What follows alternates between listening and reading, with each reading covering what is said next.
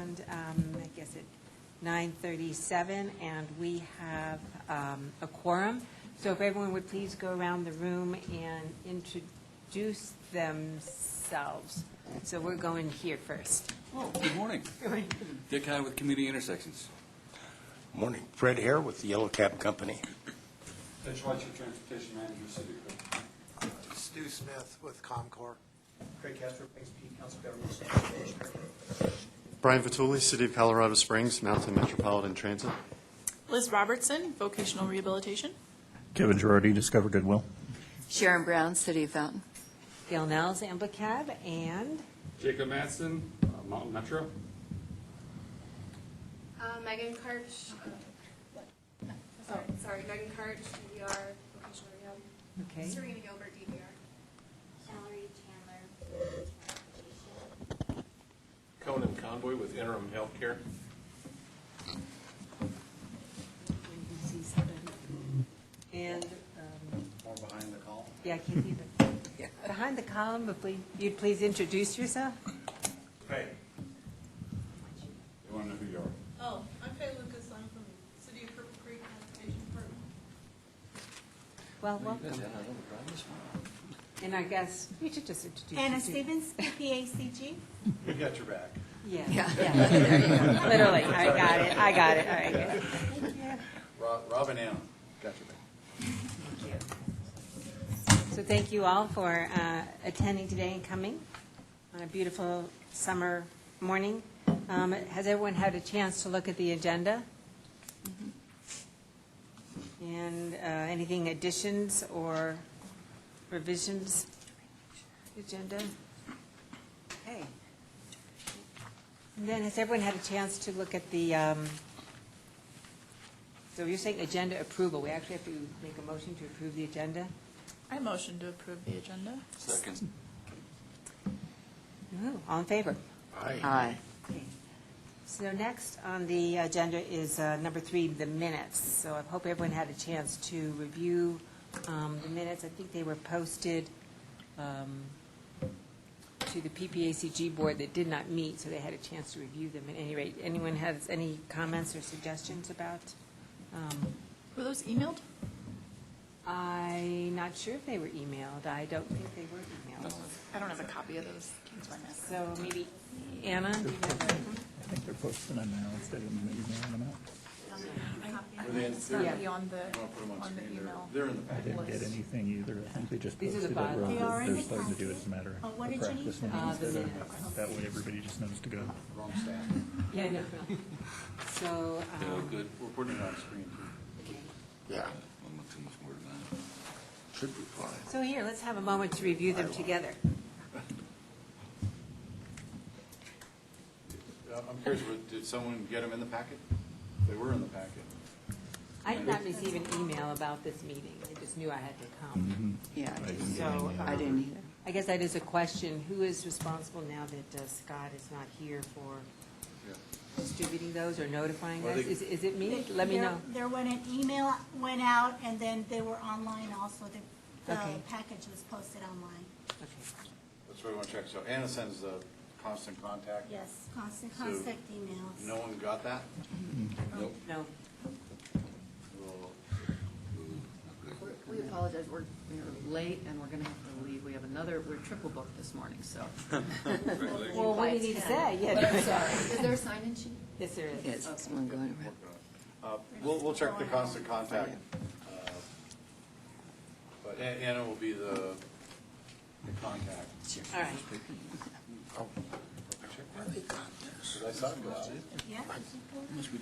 So is it an Outlook contact, then I would have to do a link, or is it an actual email? There is a link on the email. When you get the email, there's a link that shows you, directs you directly to the website or to Okay. find those documents. Okay. Okay. So you should get a direct email, but you can also look at the PPACG website and just click on and get to the MCC meeting through the library, if it's not on the front page. So, yeah, committees, MCC is there, they download it okay? Yeah. Yes. At least for me. Uh-huh.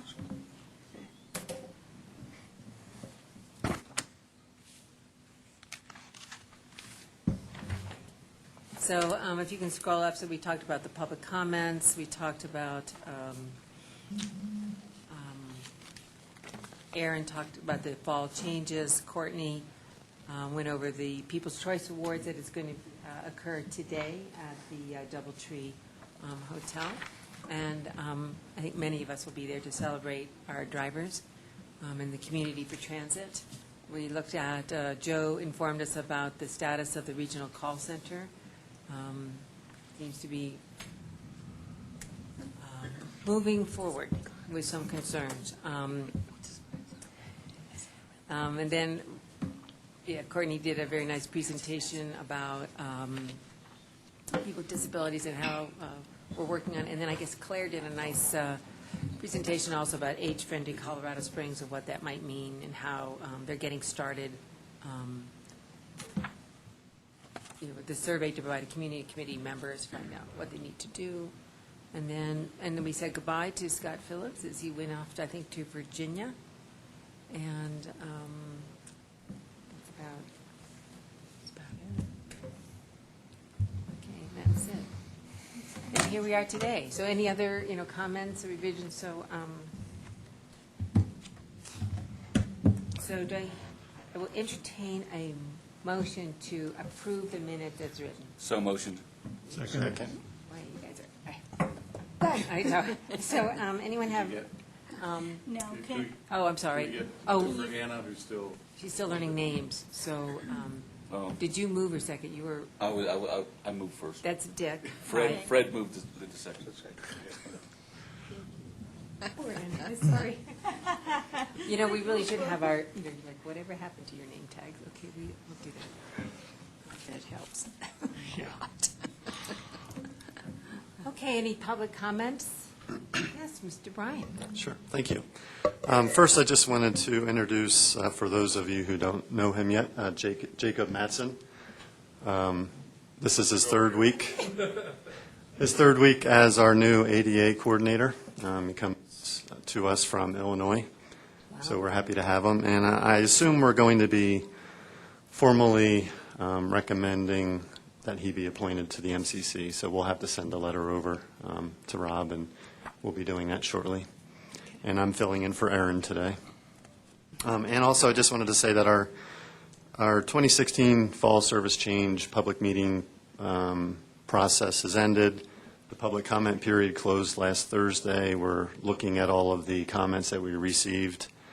We'll be making a final recommendation probably within the next week or so. And then backing 30 days from the September 18th implementation period. So say mid-August or so, we'll have all of the materials out on our vehicles, and our final recommendation will be publicized. So it's been we had 3 public meetings. They were very well attended. We really heard very little on the service improvements that we were proposing. We heard mostly from the Old North End neighborhood on how our 15-minute transit corridor has not really been received too well. So there were a lot of members from the Old North End neighborhood at all 3 public meetings, and we've been overwhelmed with comments. So it's an exciting time. So wasn't that all press is good press? So maybe people Yeah, getting it's- involved in transit? No? Yeah, shows that there's a lot of interest, definitely. Yeah. So yes, we'll be making, within the next week or 2, we'll be making our final recommendation. So are there any questions about the service changes? Just a quick question about the, I guess, the study for the new terminal downtown. Any Yes. news, update on that? Sure. It's moving along. This is a study we started in March, and we plan to be done in September with hopefully a preferred location or maybe 2. We just briefed City Council yesterday on the status. So we have a technical working group and a stakeholder working group. We've had 2 meetings each with those groups. We had our first public open house, and now we did a level 1 screening which looked at about 30 sites. And the results of that level 1 screening brought us down to about 11 sites that are moving forward to a level 2 screening, which is more of a comparative analysis of those 11 sites. Again, looking at those same criteria, how it works operationally, how safe it is, size, all of that. So the results of the level 2 screening that the consultant team is doing now will have us end up with about 5 sites that will be compared to each other, and then out of that, we hope to go to 1 or 2 sites. We'd like to have 1 public site as something we can keep in our back pocket if a private site can't be acquired, or it's too expensive, or the landowner isn't willing to sell. And really, right now, the only public site that looks to be feasible is the 2 blocks of Pueblo Avenue, that diagonal street that points toward Pioneers Museum. Okay. So that the public right-of-way of Pueblo Avenue would be where we could possibly have our vehicles loading and unloading, but we'd still probably need at the northwestern corner, we would need some type of building facility, whether it's an indoor meeting area or waiting area or whatever. So there would still need to be some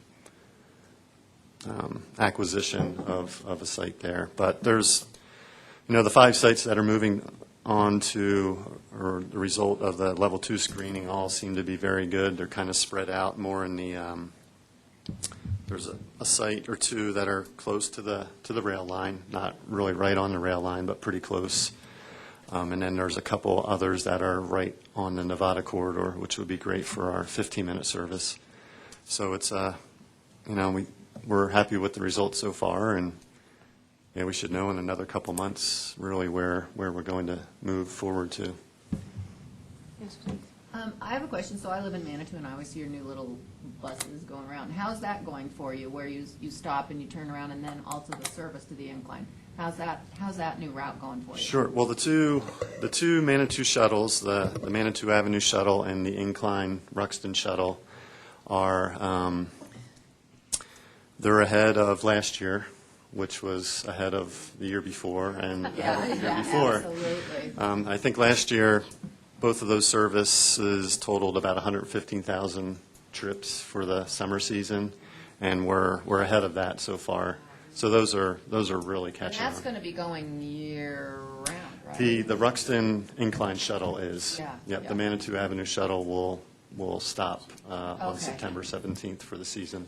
Okay. Yep. And the Route 3 service, we're turning that now at Old Man's Trail, where the That the Tajim Alani yeah, restaurant so I see is, that, yeah. and I see them coming down on El Paso, right. So that works out. It does, yeah. On-time performance has been Great. improved Good. tremendously. I and, can only yeah. imagine. Yeah. I've never seen more people in my entire life Yeah. than are in Manitou and stuff right now. I mean, Yeah. it's absolutely unbelievable. I don't even know how a bus would Yeah. even be able to move. Yeah. So I Yeah. think that Last is year great. was quite a challenge because we were Yeah. caught in all that And it's traffic. just gotten Yeah. crazier. So, good, that's Yeah. great. I mean, Yeah. that was a really good solution for Good, the good. community. All Thank right, you. good, thank you. Ryan, I'm sorry. Who's making the decision? When do you expect a decision, and how much money is this thing going to cost? Well, we have about $8.4 million budgeted for acquisition, design, and construction. And until we get to the end of the study, not knowing where the site's going to be, we're not sure. We assume we'll need more money, but we have federal and state funds that we can tap into for that.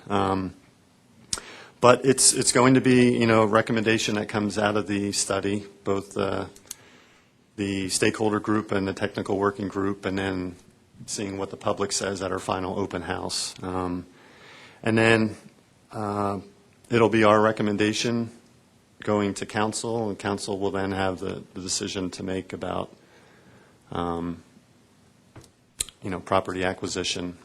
We'll be working with our real estate group on how to do that.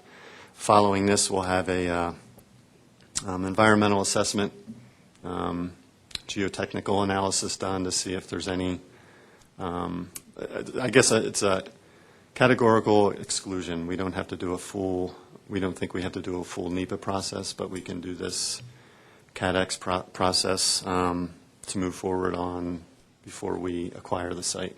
So, timeframe. Well, Give me a time frame from now until all the studies are done and things like that. I realize Our- it's not in your hands. You can give me a, Oh, sure. 90-day time period. now our hope is For 2020? 2018, we were thinking, Okay. because we have money budgeted for the next couple Okay. budgets, or we assume it's going to be budgeted for 2017, 2018. That's optimistically speaking, that's probably the quickest we can have it by 2018, but that's really pretty quick. So, Thank you. sure. Okay, any other public comments? Okay. Next on the agenda is Medicaid Transportation Subcommittee request. Mr. Craig Casper. We are here to find out if you would like the subcommittee to be reconstituted. I apparently got some comments that people would like that subcommittee to start meeting again. And if it is, there attached are the what needs to happen to do that. It's in Section 7. There's 8 different things that need to be identified and taken through the Board of Directors to be approved. It's Section 2 of Article 7, and so we need the purpose of the subcommittee, the responsibilities, charge, objectives, relationships, the membership, officers, requirement for minutes, and the term, how long the subcommittee should be constituted for. So it's Section 5. We're almost there. Section 6, and right there, Section 7, Part 2, new subcommittee, or So I'm just going to give a little historical perspective. From what I remember is it was a very informal, and we didn't call ourselves a committee because that required a lot more formality to the group than I think we all were willing to commit. And so there really was not any kind of structure. I'm not even sure there was any kind of minutes in the past. So what you're proposing is something kind of new. And so I believe in the past 6 months, we had not met because we were uncertain of the value of meeting and what we were trying to accomplish. I mean, I think we had someone come down from Teller County regularly, and that would be Maggie. And then, but some of the local people were not attending, and so it was just kind of disbanded when the mobility manager, left the area, and the position was nominally replaced with Scott because of his other duties. So, so basically what I hear you proposing is to formalize this committee if we see a need. Is that correct? correct. So I open it to the floor's comments. Let me ask an open-ended question. Why? I don't know. I mean, I'm sure. I guess whoever's made the request would Yeah. want to speak to, why we'll Yeah. need it, or what benefit. There we go. That's even a better one, yeah. I mean, 'cause you guys were busy. Yeah, but I know Terry's busy.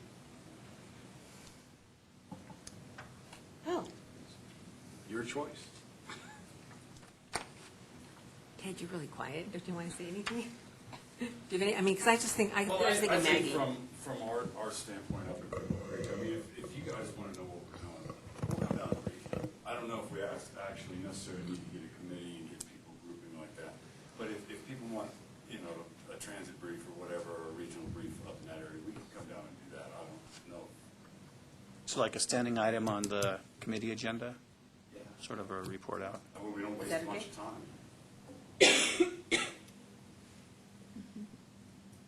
Well, any other comments? Do we have a consensus and just add it as a standing item on the agenda? Yeah, I think it's a Excellent. good idea. Yeah. I mean, right, we need to be talking about it and what that means, because there are many that are Medicaid eligible for transportation, and we should be thoughtful about that. Okay. Well, that was the information. Anything else you want to bring up, Craig? No. Well, thank you. So next on the agenda is number 6, our coordination opportunities. What are the expectations of this, I think we call it Mobility Coordinating Committee? What are our goals and objectives? And I think we're referencing the bylaws. Like why do we exist, and what do we hope to report out at the end of the year about what we do, or why we meet, because I know we're all really busy. And then I think the last time we reviewed this, we were thinking of going to a quarterly meeting, yet the group decided to meet monthly to keep up with continuity and to make sure we stay focused on community transit, needs. So we're here on a monthly basis, but what are we trying to accomplish? So maybe we could just go around the room and people weigh in as to why do we exist other than it's smiled upon by federal initiatives. How about you, Kevin? Why are you here? I didn't mean to put you on the spot. It's not one of those things to really stop and think about. Obviously, we want to push the public transit, the transportation services we provide, because there is the need in the elderly and the disabled community. That's something we want to push forward. We want to advocate for that. Being relatively new here compared to everybody else, of course, I want to be here to hear what everybody else has to say, to pick up the little bits of wisdom from people who have been doing this longer than I have. Okay. How about you, Liz? For me, it's kind of a networking, information sharing type of situation where the first thing that pops into my head is who came and presented from Discover Goodwill. And that was all a big learning opportunity of, you guys exist, and who could be possibly eligible. Those things that you just miss if you don't attend these meetings. You don't meet regularly with other professionals that work in the same, area as you do. So just all of that information sharing is really valuable, and then I can pass that on with my clients and my coworkers, that sort of thing. If you have a comment, could you please step to the podium? Sure, yeah, Thank right, you. since I'm And behind the pole. introduce yourself. And Hi, Miley Gray, Drive Smart, The Colorado. podium is. Oh, the podium. Oh, my gosh, no, I just wanted to, tag, because I don't have a...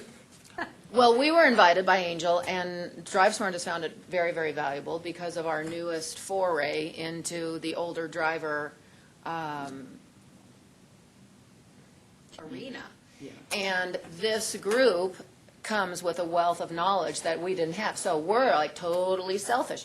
We would like to think that we also offer, because we've been able to create the guides and we do the car fit program. So I would like to think that we contribute to the group because we can provide something. But honestly, why the group was, I'd be interested in knowing what was the original ultimate goal, because we work in 10 counties, and 2 of the counties have very, very robust resource meetings. And that's really all that they call them, and it is a time when like-minded organizations get together and share and network and can really, it's kind of where you can make connections, tag on to somebody else's project, put a face with a name. But I don't know if this group sees that as too much time commitment or whatever. But, these can be incredibly valuable without having a real end goal, reporting out goal. You know what I mean? I guess I wanted to put a plug in both ways. I mean, we find it very, very valuable. We hope that we're a good partner. But, what was the original accomplishment goal that this group was trying to get to when you were first founded? I don't know. Actually, I can provide a little background. Yeah, please, Craig. On screen, too. Yeah.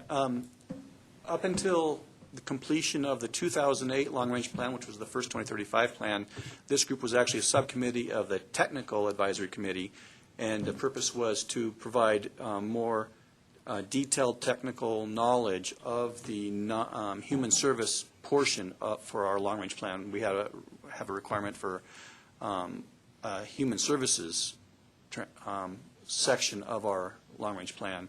After the 2008 plan was adopted, the recommendations that came out of it were founding of a call center and start working towards training, maintenance, possibly fuel purchasing, working in that direction so that it was moved from a subcommittee of the TAC to a full committee with that sort of as the purpose, working towards that coordinated call center. And also I see, like you were pointing out to me on the screen, that, and I guess the feds like it, according to, Well, it sounds good, doesn't it? I mean, let's all work together. 100%, and if this group finds it valuable, then that is, I mean. I think to echo something that Scott had said. Thank you. During the last meeting was that there's just so many gaps if we don't come together and share and network and all of that, where, I didn't even know you existed. Okay, I've got people that can use your services, that sort of thing. So, Mr. Bertulli, do you have any comments about why MMT participates? Well, no, I agree with an awful lot of that. The networking is great. The coordination between organizations and agencies is critical. The information sharing, the presentations that we've all been getting recently, I think it opens up a lot of eyes of what's going on in the region, and just to ensure that we don't work in a bubble. I mean, because a lot of us are so busy, and we tend to focus on what we need to do, but there's so much going on outside of that bubble that is crucial to stay involved in. So I think we need to keep the momentum going.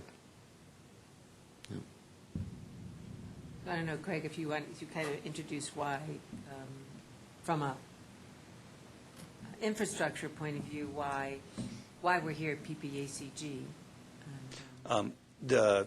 Our regional transportation plan requires us to have input from the agencies that provide the service So it requires input. for the development of the human services plan. And that's where it was let's see if I can remember the subcommittee. STAS, that's it. Specialized Transportation Advisory Subcommittee. Thank you. So. Okay. Well, working with ComCorp, we are providing services for a segment of the population here to access jobs and all that, and that's what I'm trying to do, is just to see what's going on with other agencies with the same goal as ours. Okay. Mr. Brad? Yes.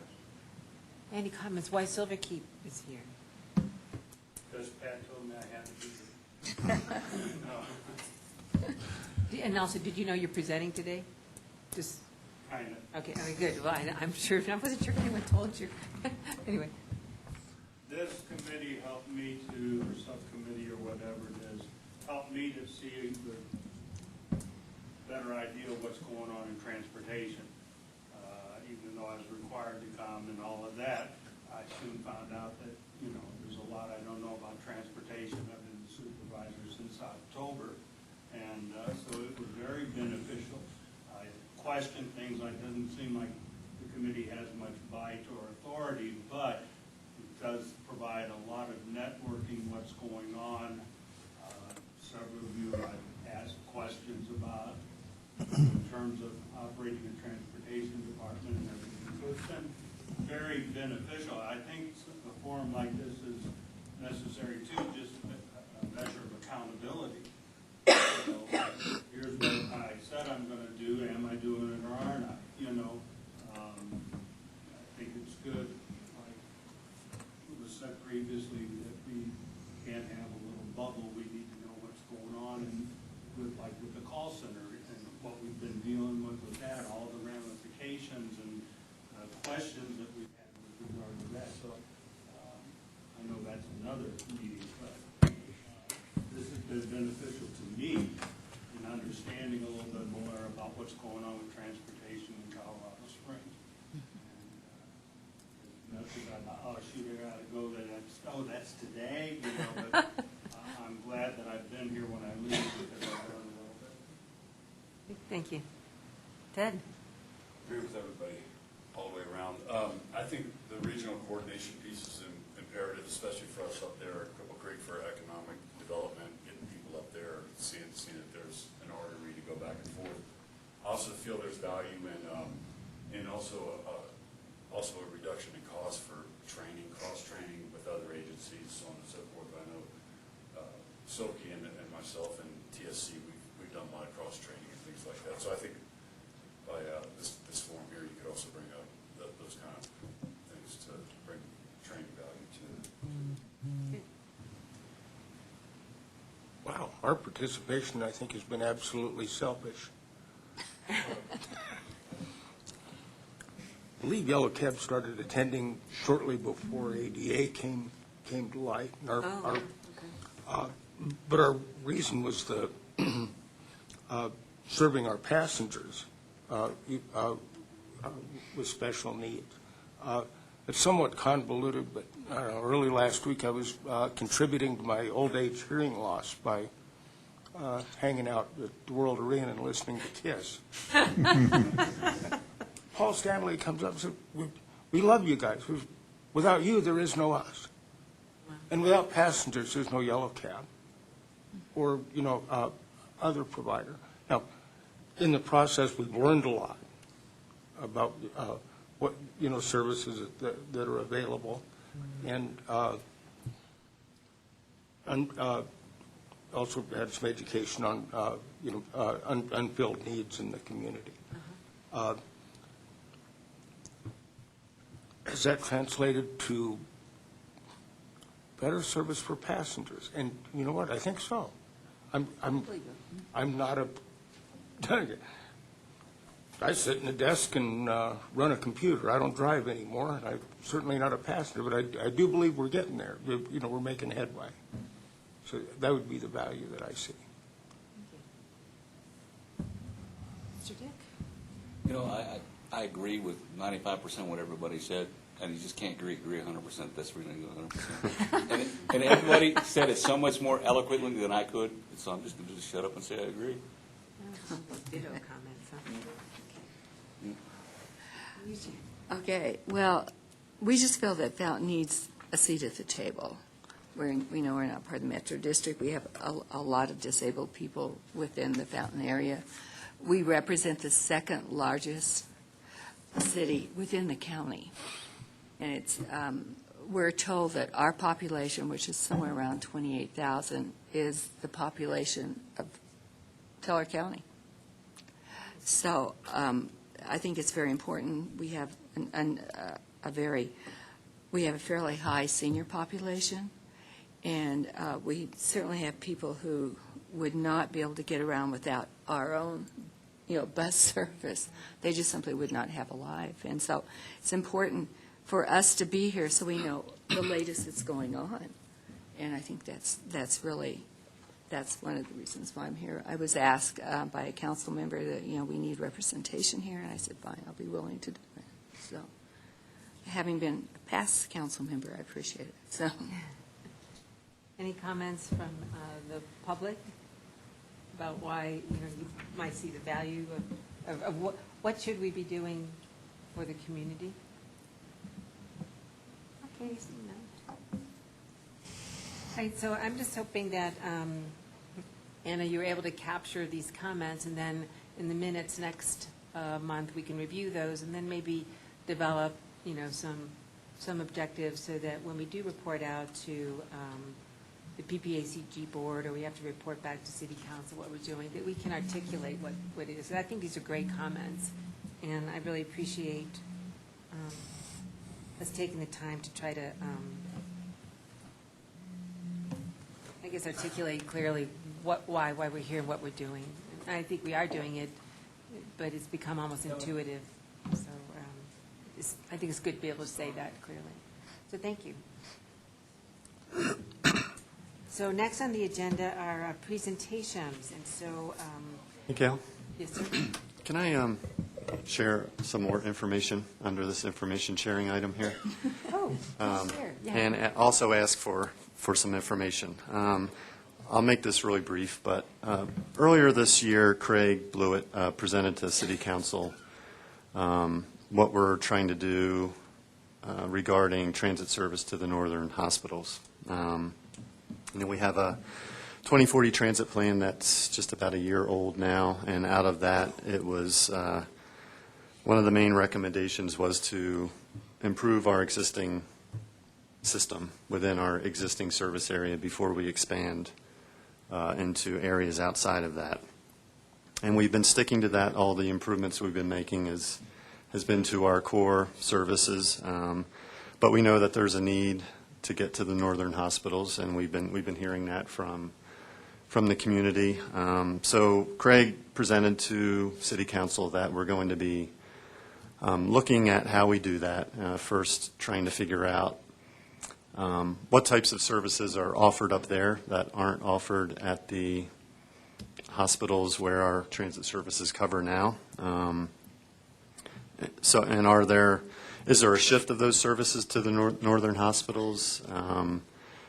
And, trying to do an assessment of what's really needed, and then to follow that up with, investigating what type of service could be implemented up there, whether it's a traditional fixed route like we operate down here, or more of a call and ride, or a deviated fixed route, something like that. So we are looking into it, but I guess what we wanted to do today, just ask you, all of you providers, are you getting requests to provide service up to the northern hospitals? And if you are they for service employees, or we're kind of assuming that there's a need. There are a lot of service workers at big institutions like that, just like there are at military bases that people need to get to for jobs. So we're kind of assuming that that's some of the strong need. We're not really sure that patients or family of patients are using transit to get to the hospitals, but we don't really know that. So it's just try to open up a discussion to see, are you getting requests for service up there? And just, what we can do to do this better, to try to really address the need. Okay. I'll speak from the Ambach experience without pulling, specific data, but just kind of generally, what I think is happening is we are not taking people there to work. We are taking people there for medical appointments, so they are more of a patient-based system. Mm-hmm. And it is a fair number, I think. But I think as the economy has improved and people have gotten used to the hospitals being up there, they have begun to find other ways to meet that. I think when they first opened up, it was we had many more calls, to get there than we do right now. As people sought out, frankly, less time-consuming activities and taking up public service transit, whether they can get their friends or neighbors or schedule themselves. But so ours is more a patient-based clientele that we're transiting. Okay. And maybe if you'd like more formal, I can get that for you at the next meeting. We can ask other providers what that looks like for them. But Okay. Anybody else? Do you take any? No, we don't take anybody up there. How about you, Fred? Boy, the town's moving north and east. In days of old, our northeast zone was Airport Road, Austin Bluffs, and that's probably considered south central east. We do. Just about.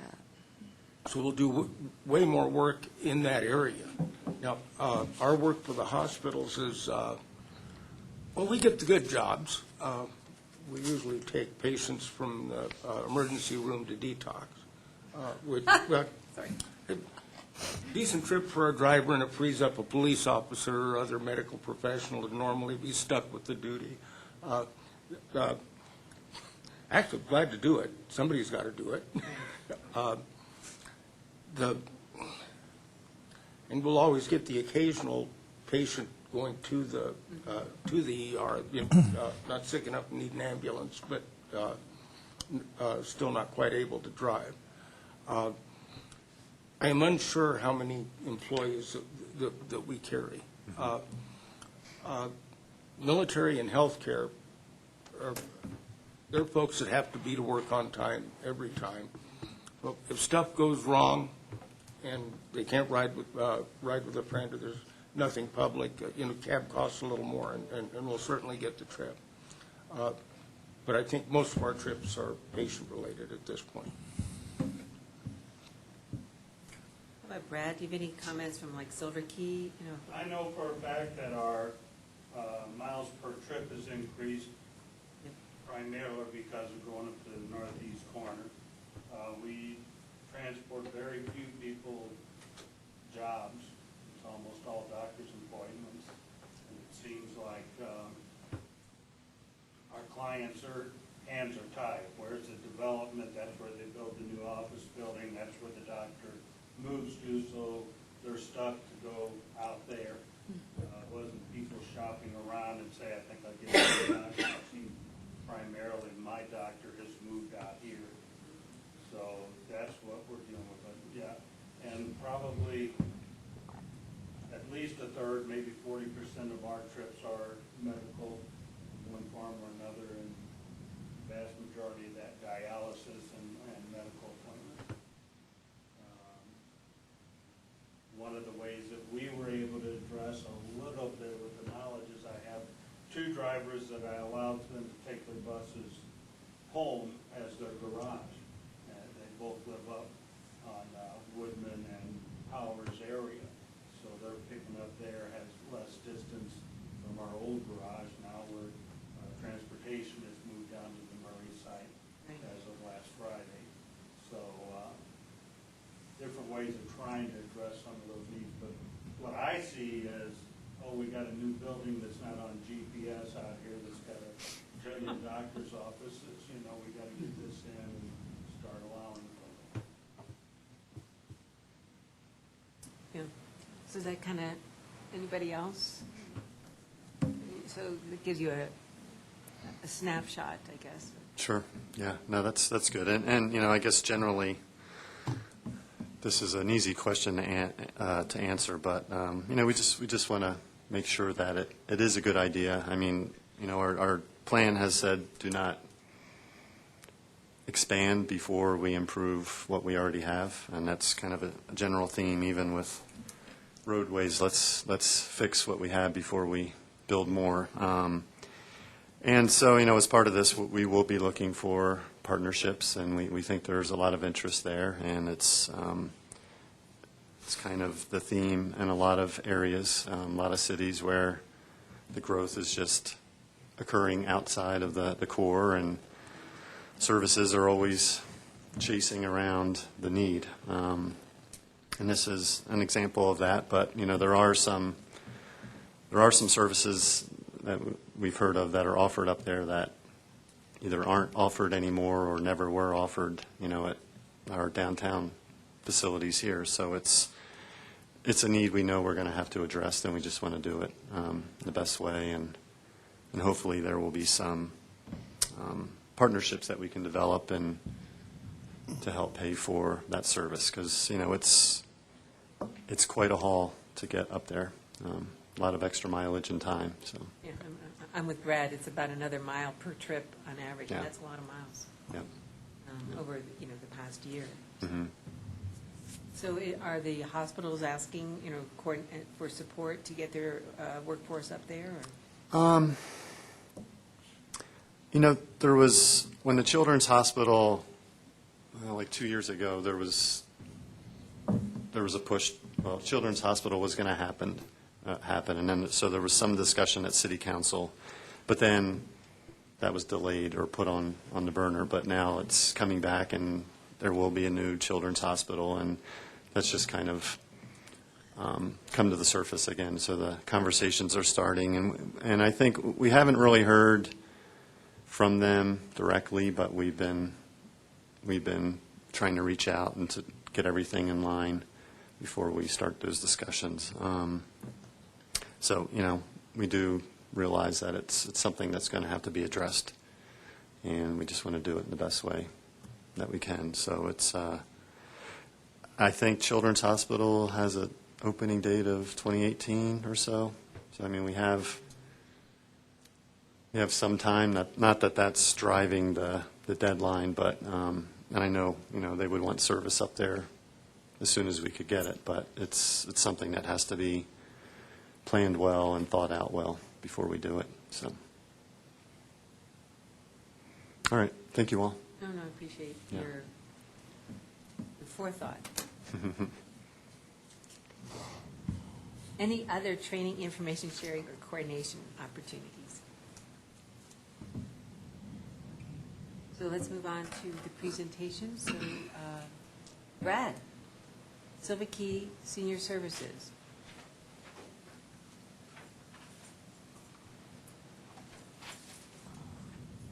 Change my presentation to things you ought to remember when you're moving locations. Number one, the MCC meeting and your part in that. I remember the MCC meeting, I forgot, and I was hoping that Ashley would be here and I could play stupid and she could come up with something pretty good. But it does bear on some of what we're doing. When you move, make sure that you have your power cord for your coffee pot, because the drivers get real ugly if they don't have their coffee. Be sure you remember where the fake plant is that goes in one of the offices, because that's important to your reservationists. Do I have a window in my office? And if not, why? Though, I'm the transportation director, and I don't have a window in my office. What's the big deal? I can't see the buses from here. Anybody see the copy of my desk calendar? I've got 50 voicemails on the phone. Those were things I was concerned about. Client services. How is the computer running? So we got route match, so we know what our trips are. Is the two-way working in case one of my drivers fat fingers something and needs some help? Do we have a voicemail taking all the calls? We do, 3,000 to 4,000 calls a month, easy. So I was focusing on client services, yet there's another very important group to my servicing my clients, and that's my staff.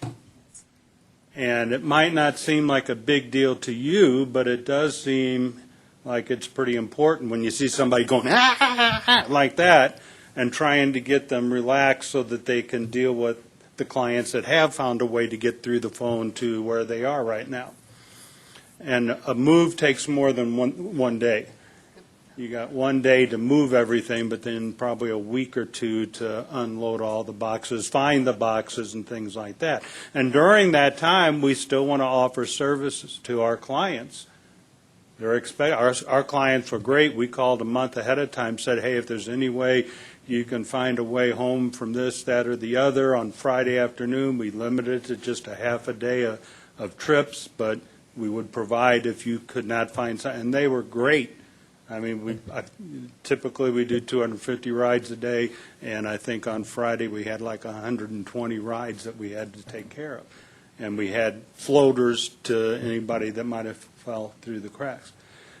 Why I bring that up is because we provide transportation, but we are dealing with people. And your staff is important. I was taught way back when, treat your staff right and they'll do the job. treat your clients. And regardless of how much they can drive you crazy, if there's no clients, there's no need for Silver Key.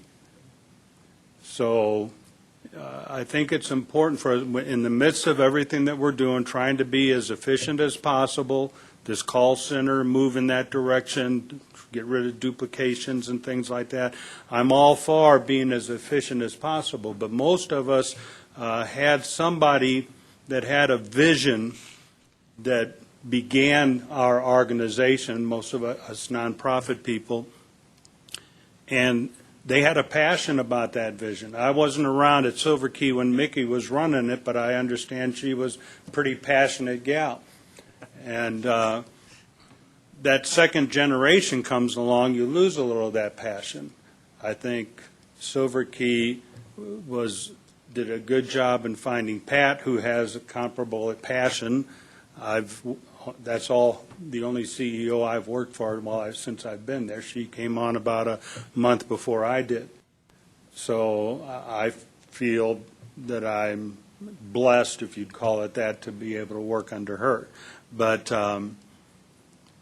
there needs to be a passion amongst us in providing the services that the people need. Yeah, there's lots of things you have to look at to try and figure it out, and stuff that you'd rather not do, but maybe you need to look at it because the importance of the kind of service you provide, at least from a paratransit standpoint, is very important. So in the midst of this move, I was, these are things that I hold with passion, but there are things that kind of fell to the ground because I was more concerned about some other issues and felt responsibility for those issues. But never keep out of the equation the importance of your staff and how you treat them, and always the clients. And I apologize for not having a better presentation, but the more I thought about it, the more I thought that's something that we all need to be reminded of. And so I put it out there for you. Okay, thank you.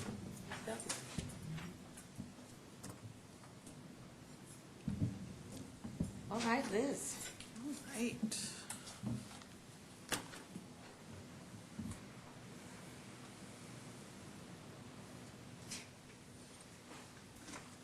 Pass these around. There are two separate. I'm trying to keep them together.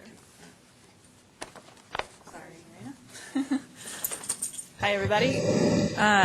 I'm Liz Robertson. I work with the Division of Vocational Rehabilitation, and then I brought along one of my coworkers, Serena. I'll let you introduce yourself.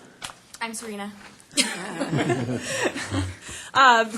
Little quick introduction. I am what you would call an orientation and mobility specialist. I handle the blind and low vision caseload, along with my coworker Megan in the audience, and then another coworker, Tim Richard. And then Serena is a rehabilitation counselor. So with that, I will give you, this is just designed to be an overview of who we are, what we do, and then I'll speak a little bit more specifically about my blind and low vision services region. Where is perfect. So what I'm passing around, there are some logos and that sort of thing that say CDHS. We just, as of July 1st, have moved over to Department of Labor and Employment. I didn't want to waste paper, so just the mix up there, if you notice, that is the reason why. So first of all, who does DVR serve? We serve anybody who has a disability that creates barriers for them having successful employment, whether it's holding a job or even getting a job. Maybe they've lost their job due to a disability. Maybe they've never had successful employment due to a disability. And any disability, it can be physical, cognitive, anything that's classified as a disability.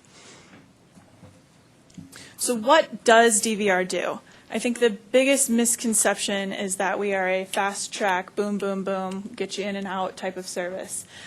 We are a rehabilitation and counseling service for anybody who meets, our criteria but it is a lengthy process, as we will explain further in this presentation. You can't just come in and be expected to be hooked up with a job right away. We want long-term success, and we want just a working relationship and those goals and plans that need to be established. So somebody comes into our office and they say, I need a job or I need help keeping my job. They're going to be paired with a rehabilitation counselor. They look at your medical needs, they look at your rehabilitation needs, and any vocational needs as well, and goals. You'll meet with that counselor to devise what's called an individualized plan for employment, or IPE. And you outline those goals and those needs and those services that you would need to be hooked up through DVR to be outlined in that plan. Once that plan is established, then those services can be provided. Training, on-the-job site training, work experiences, that sort of thing can all be accomplished during that plan implementation. We work with job development, job placement providers to find the right fit for our clients. Vocational counseling and guidance is provided through the rehabilitation counselor. And we work on job-seeking skills and all of those things to set you up for, obtaining employment and keeping that successful employment. And again, more things that DVR does. We might help you get your mental health and medical services on track so that you can be healthy and able to work. We might help you acquire occupational licenses or tools, any rehabilitation technology that you might need. If it's necessary for your job or for your employment goal, then we would, work on providing those things as well.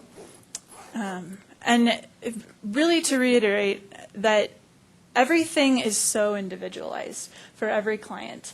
It's not a one-size-fits-all. We do a very, very lengthy, thorough evaluation of you and your needs and your goals, and we work on that goal with you together. So, and then some services are available without cost because DVR is funded through the state and through taxpayers. So some of them, the client has to, as part of their eligibility, they have to give a financial outline, and we determine your financial needs. And if you are, on SSI or SSDI, then most things would hopefully be without cost to you.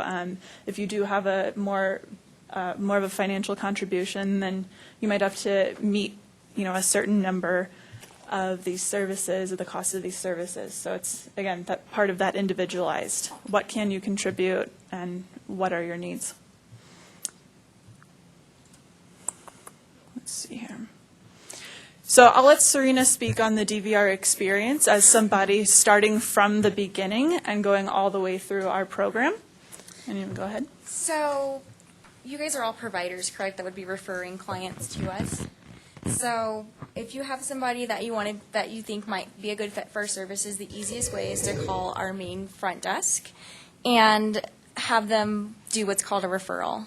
The receptionist will ask them, maybe 5 or 6 questions to make sure they get routed to the right counselor. Once they have that referral, we have 30 days to set up an appointment with them to meet one-on-one with one of our counselors.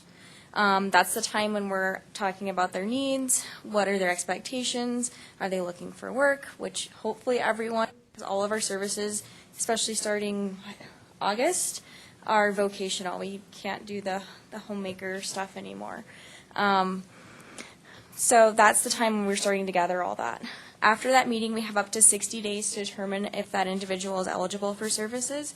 During that time, the counselor is gathering all the medical records that support that proof of disability, and doing all of our internal paperwork that's required.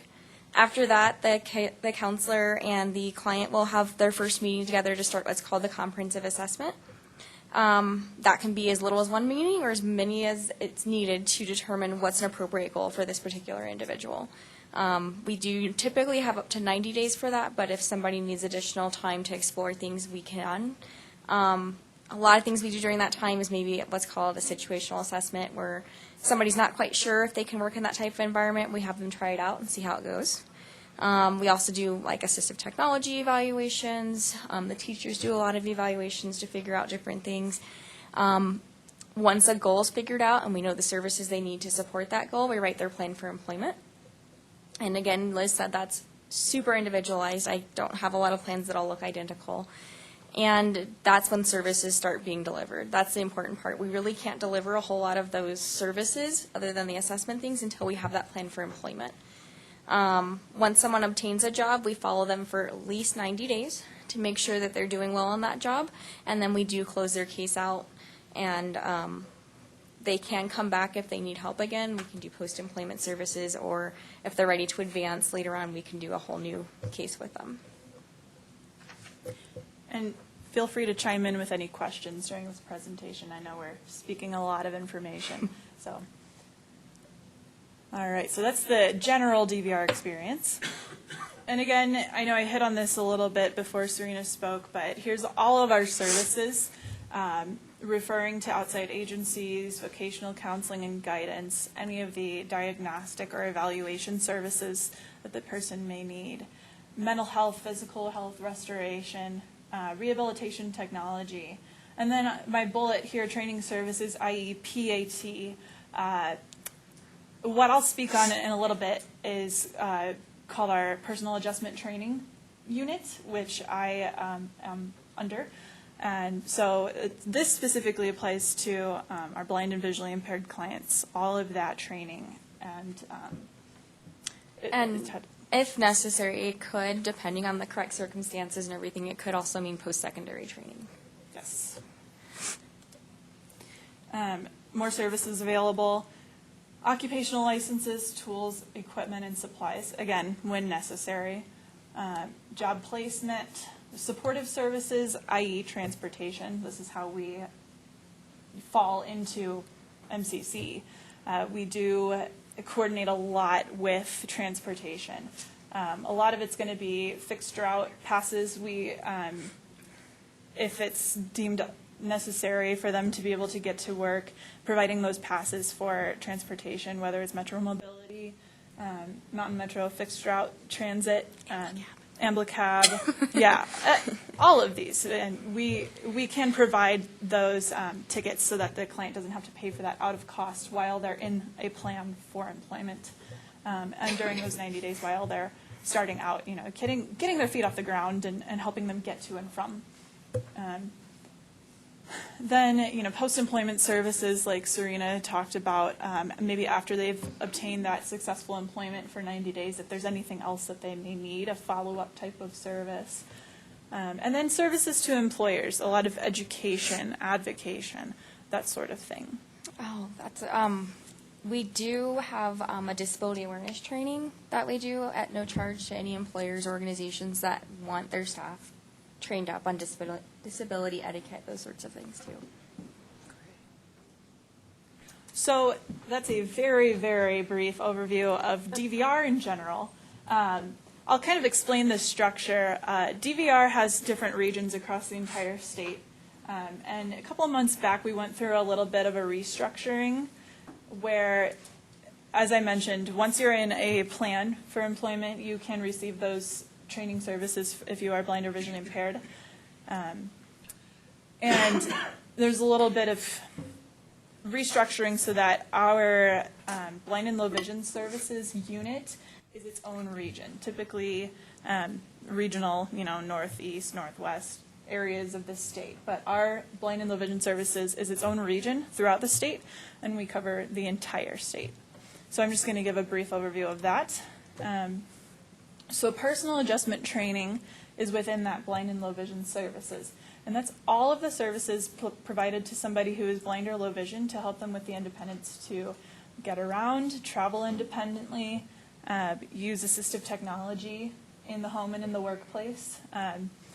And my perspective is slightly different than the rest of DVRs because you need to be successful in the home before you can be successful in work. If you can't even get around your home safely because of a recent vision loss or progressive vision loss, then you can't even get out into the community to have a job. So we're a little bit more comprehensive within our personal adjustment training services.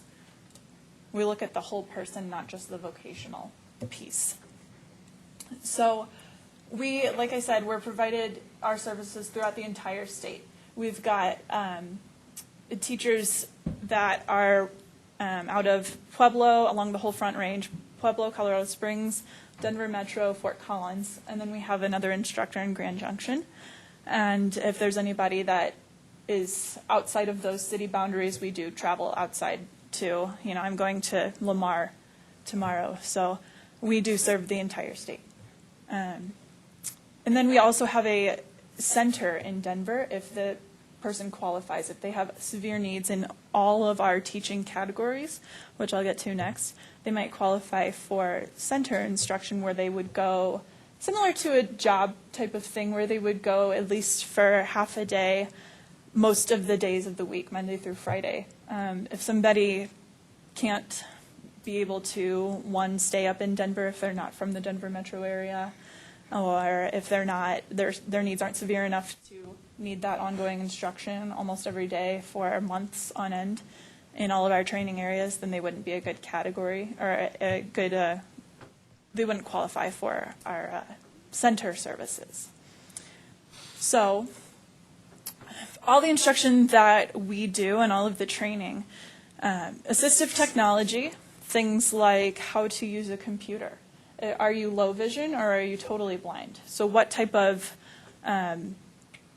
computer program, assistive technology program, can we get in on your computer so that you can use it and be independent, so you can use it in the workplace? Adaptive communication, a lot of that, we work with adults mostly, and a lot of adults don't want to learn Braille, but we do offer Braille instruction. A lot of it is electronic communication, whether that's through the smartphones, using what's called VoiceOver on your iPhone to navigate your iPhone. Orientation and mobility is what I'm certified orientation and mobility instructor, and that is all of the white cane skills. If you see somebody walking around with a white cane, they don't just pick it up and know how to use it. There's a very long sequenced instruction that goes along with that, a lot of perceptual skills that have to be taught. That can include how to use the bus, how to find your bus stop, how to get off the bus and then find your destination, and those sorts of things. And then if the client has low vision and they're not totally blind, there's a lot of things that we look at in that training with magnifiers or color contrast or just different things like that that can help them read better or function, use the rest of their functional vision to the maximum capacity.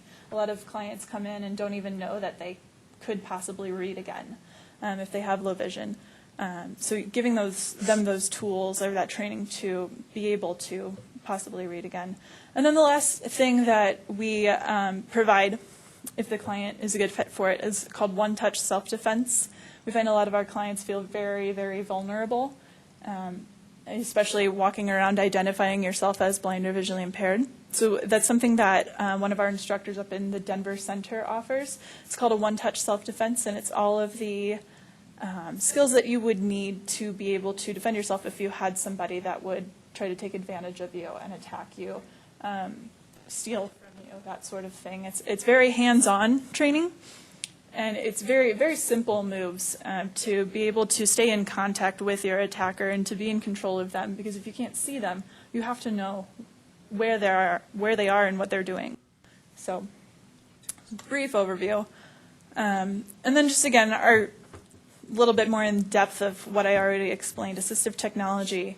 There's software, either screen readers for your computer, such as JAWS or Zoom Text, cell phones, smartphones, all of that training.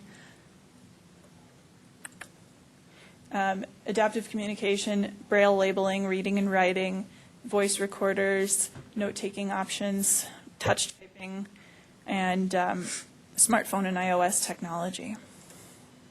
Orientation and mobility is the proper cane technique, how to walk sighted guide properly with somebody, walking through neighborhoods, crossing streets, public transportation. You might all see me out and about throughout Colorado Springs, and my coworker here, Megan, we provide this orientation mobility training where we bring people out to intersections and we teach them how to cross streets. And we get a lot of funky stares from people. But again, it's all for success for the client. Yes, they can cross streets. Yes, they can do these sorts of things. Daily living skills. Again, like I said, we look a little bit more comprehensive. We look at their needs as an individual in the home and out in the community and in the workplace. So that might include how to use kitchen tools safely, how to use a stove, a lot of adaptive equipment there to keep you safe and free from burns and cuts and scrapes and that sort of thing, how to manage your medication when you can't read the label, how to independently grocery shop, labeling and organization in your homes. Do my clothes match, which is very important for the workplace and just in life. And then labeling other things within your home as well. Low vision is, we partner with low vision doctors throughout the state. We've got one doctor here in the Springs that we work almost exclusively with that meets with them and looks at their functional vision that they have remaining and how they can maximize that through magnification devices, appropriate lighting, all of that. And other strategies, it might just be as simple as a bold pen, signature guides, that sort of thing. And then lastly, the one touch self-defense is offered in our center-based program. We do offer that training if there's a need for it throughout the rest of the state. That instructor is totally blind himself and is a certified one-touch self-defense instructor, and so he meets and works with small little classes and teaches all of those training needs for our clients. So I believe that was the last of our presentation, and then the packets that we gave include our contact information, but it's here on the screen as well with our local office. We have offices throughout the entire state, but if you've got a client here, obviously this is where you would be sending them. So any questions, any comments? Yes? So, I mean, how many people are you serving here in the Colorado Springs or the county area? Do you have that kind of, those numbers? It was like 1,200 at one. I'm trying to think of our caseloads. We have like 7 or 8 counselors. I'd say it's between 800 and 900 Okay. right now active. Is that a pretty normal number, or is that like a low census or a high census? It was as high as 1,200, but we went through some pretty significant changes in how we deliver services, and that's why it's about where it's at now. And then we also had a wait list, so that kind of cleaned some stuff out too. And in our office with our blind and low vision caseload, I believe total, I was just looking at our numbers yesterday, total we're at about 70 or so, but then active I think we have 40-ish between the 3 instructors. Another thing that we didn't hit on in this presentation that is so fresh and brand new is that, I don't know how familiar all of you are with the Workforce and Innovations Opportunity Act, WIOA. It's a federal law and regulation, and they've just I mean, within the last week have come out with some big changes to that law. And one of those things, like Serena had mentioned, is a homemaker option. You can come into DVR. Historically, you've been able to come into DVR with either an employment goal or a homemaker goal. And as of these changes that are going to be implemented any day now, that regulates that we can no longer serve a homemaker. That will really affect our blind and low vision caseload. A lot of our clients come in and say, I don't even know how to get to the bus. I can't hold a job. I can't cook. I can't dress myself. Or they say, I can't, air quotes. So they find that they come into a homemaker plan just to get all these skills and this training, and then they decide, wow, I could go back to work. I could sit at a computer and, do whatever my vocational goal is. So that's really going to impact our blind and low vision clients pretty significantly, that we have about a year to close them out as successfully as possible and then move to only employment-related goals for any client, regardless of what their disability is. So what is the percentage of, so you have a number that's your caseload, and I just remember, is this true, so there's like 70% of people with disabilities are unemployed, is that right? Or what is that number? And then how can we even help here? Because, I mean, we are a very compassionate community for you. I mean, these are who we serve. So is there any way that we can help, with them not only getting to jobs or providing jobs, or? One barrier that I hit a lot on because my caseload is primarily young adults. I'd say 85% of them rely on the public transportation, and the barriers that we hit are in the mornings.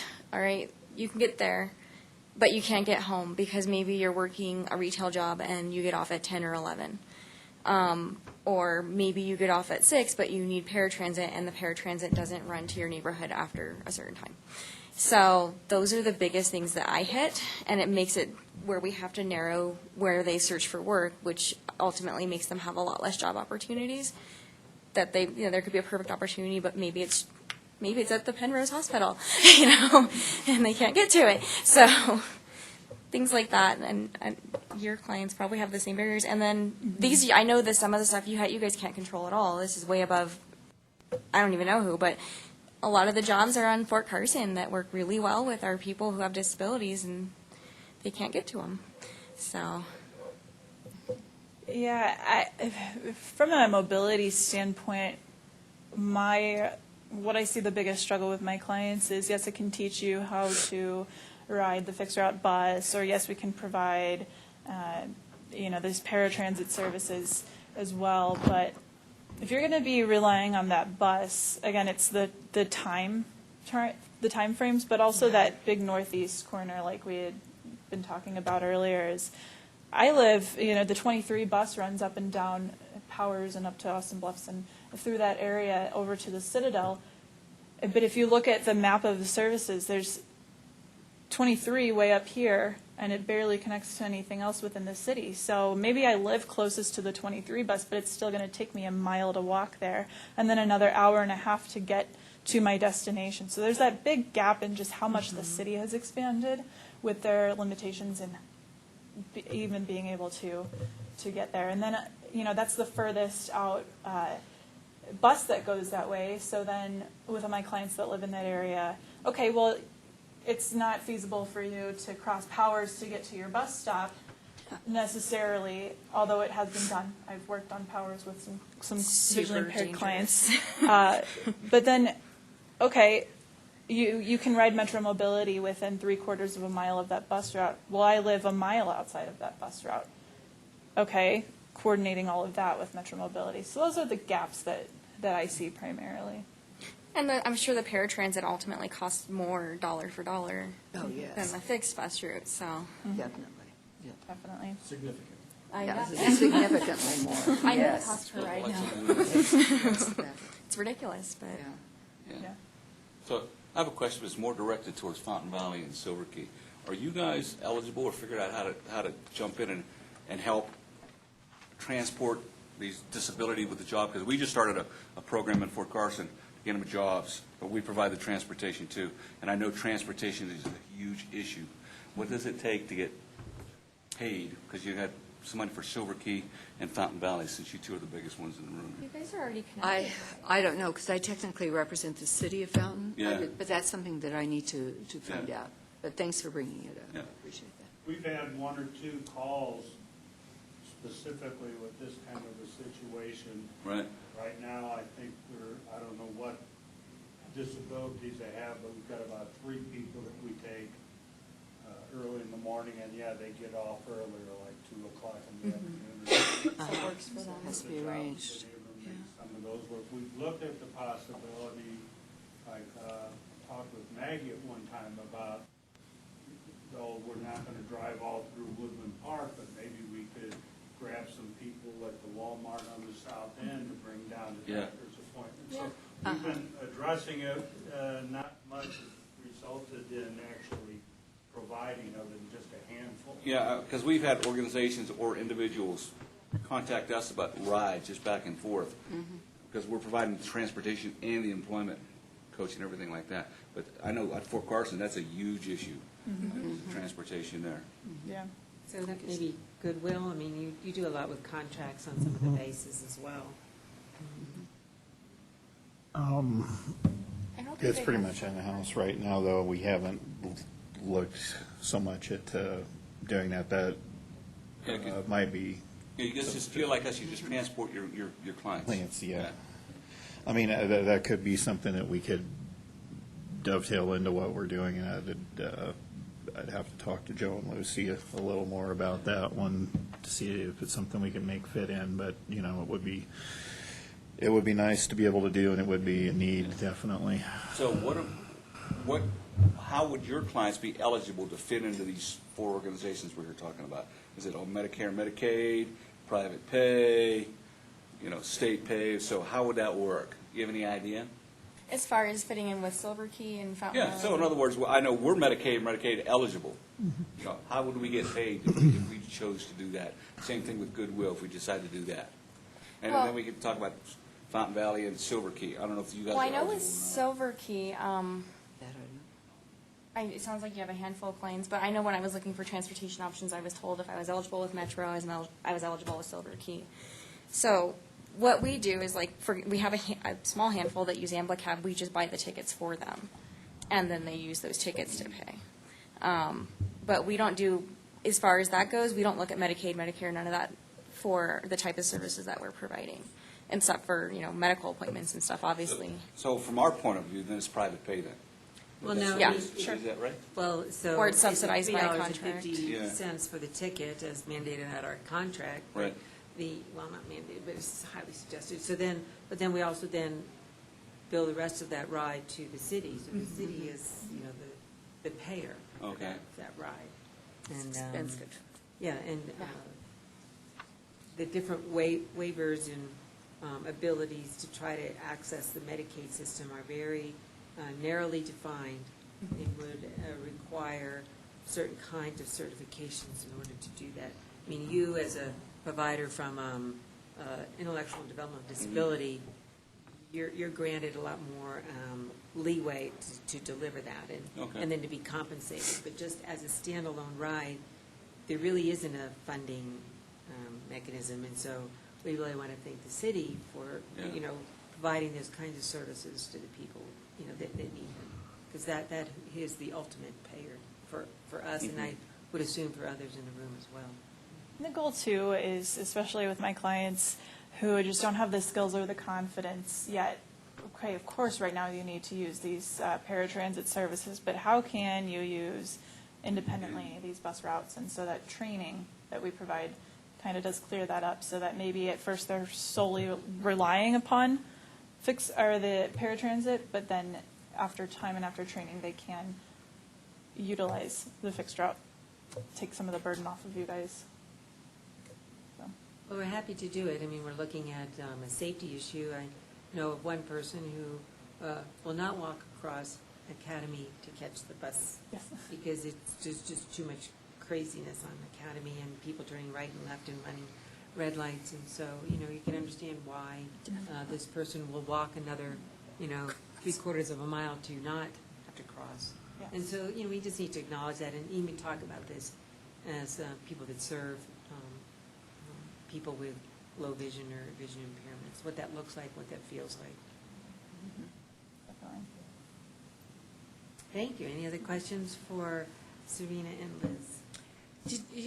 Do you only have the one trainer for the, I'm going to use the term self-defense? Is there only one trainer in the state? Yes, so we actually are working on another instructor getting his certification based out of Denver as well. They're both totally blind themselves, very active people and very passionate about this self-defense component of being safe and independent when you have a vision impairment. And so they both are housed out of our Denver center. They both teach the assistive technology. The struggles that we've had with bringing them around the rest of the state have been transportation for them as well. hosting maybe a training day or a 2-day training, and then where are we going to have the space? Maybe we can use our conference room, but we've got business going along in our office of where can we even train our clients? So something that we've been trying to coordinate, and especially with the Springs being the second largest, city outside of the Denver metro area, that we've got so much need for it here that it's just been a work in progress of even coordinating that, because I'm sure within my caseload of 20, I would have half of them interested. So there's definitely a need. There's definitely a need. And with getting that second instructor working on his certification right now, we will hopefully have more opportunity for that. That's still not very many for the entire state. Yeah, blind and low vision is a lower population. And so if you can coordinate it right, that can cover a lot of our clients. But yeah. Could you coordinate something through DMB? I don't know. It looks like to me. I mean, the state school is here, so. Yeah. I don't know if they have anything. Because that's definitely where it needs to be taught. To me, every student needs. Definitely. And you have to be able to even take this class. You've got to be able to have good balance and cognitive skills, physically able to grip and that sort of thing. And a lot of our comorbidity. With neuropathy and that sort of thing, these clients, unfortunately, it's not like you can't have this training, but would it be of benefit to you? So a lot of it is just getting those people that are eligible for this training. And yeah, we do a lot of coordination with CSDB of their transition age students and that sort of thing. And so, yeah, it's definitely an avenue that we could take. It looks like to me, taking away this homemaker component is going to be a real detriment, a huge detriment to people. Yeah, we had a lot of input with their public comments that they were taking, but they weren't heard. I think it affects our blind and low vision clients a lot differently than it does some of the other people. So there's talks of, okay, how can we serve our senior population? A lot of the macular degeneration, that sort of thing. It's still very unclear, but then the biggest deficit that I will see within my clients is that 40 to 60-ish age range of, I'm a caregiver and those sorts of things. And a lot of my younger clients are more motivated to work, but that 40 to 60, I'm not a senior yet, but maybe work isn't the right option for me. Federally, it sounds like the only way, but it's not always. So that's kind of the gaps that we're seeing. Okay. Yeah. And where does the macular degeneration person fit into all this? I've got a lot of seniors on my caseload in that homemaker plan right now.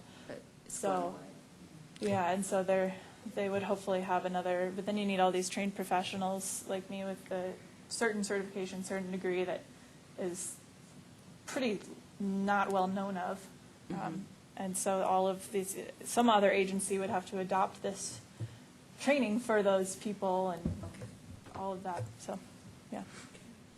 Thank you. I mean, I think we can all agree there's a lot of dignity in a job, and so, of course, we'd like to try to help. So thank you for taking the time to present to us. Thank you. Anything else? So anything, I'm going to move along quickly because we're all thinking about some luncheon to celebrate transit people with disabilities.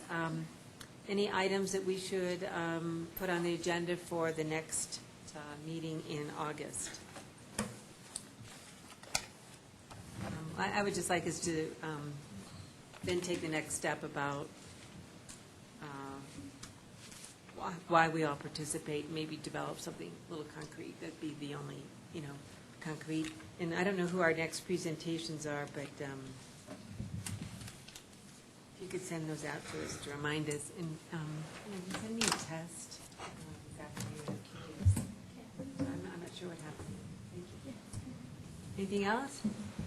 Do I hear a motion for adjournment? So motion. Second. All in favor? Aye. Aye. Thank you, everyone. That was a tough decision there. Where is that? Where's